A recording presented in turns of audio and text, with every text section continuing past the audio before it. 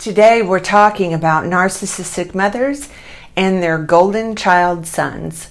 One of the really unfortunate things with regard to narcissistic families is it's very common for them to become pathologically enmeshed, meaning there are no clear boundaries and the identities of the family members become intertwined, interdependent, and enmeshed with other family members.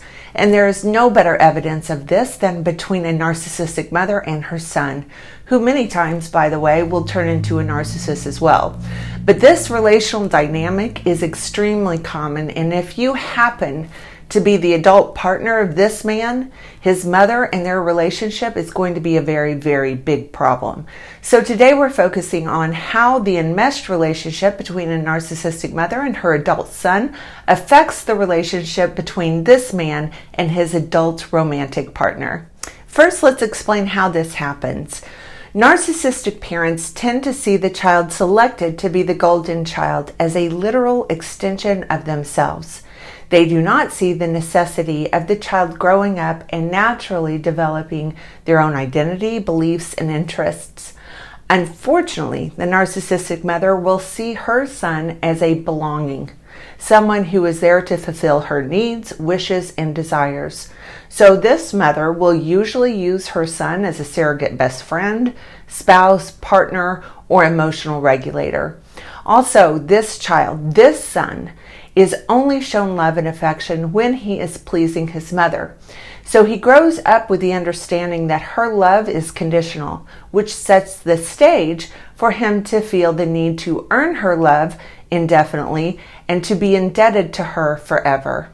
Usually by the time this son is an adult, the bond to his controlling and narcissistic mother will be completely in place and strong as any bond you could see between two people. However, what tends to happen is that this now adult son will have a deep subconscious resentment and hatred for his mother that he has repressed and compartmentalized far away from the conscious mind. However, it's still there. So what happens most times is when this man gets into a committed love relationship with another adult, she will eventually be at the receiving end of these repressed feelings he actually feels about his mother. And as you can imagine, this causes significant problems, stress, and discord between this couple. Also, this obligation to his mother does not end because he has started a relationship with you. However, most times before you see it, you will already be in very deep.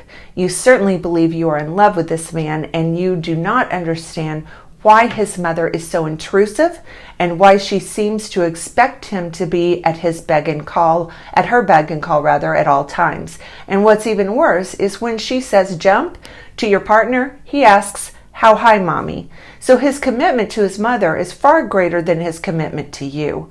And when you bring up these issues, they are flat out rejected or never addressed. And this toxic dynamic and the problems it causes for your relationship never gets resolved. So where does this leave you, the partner of this man? I'll tell you where that leaves you. That leaves you continually coming in second to his mother. And don't you think for 1 second this mother doesn't know exactly what she is doing and enjoying every single minute of it. And the reality is the chances of him ever acknowledging this and actually doing something about it are slim to none. Not to mention, you will likely always be at the receiving end of his deep-seated and unconscious hatred and resentment that he actually feels for his narcissistic mother, but refuses to acknowledge that.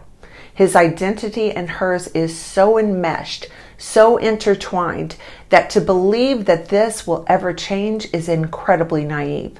So the best advice I have for a person who finds himself in this position is, if it's not okay with you to continually play second fiddle to your partner's mother, then you will need to leave. I have seen this bond, this commitment, and this devotion to his mother even survive past her death.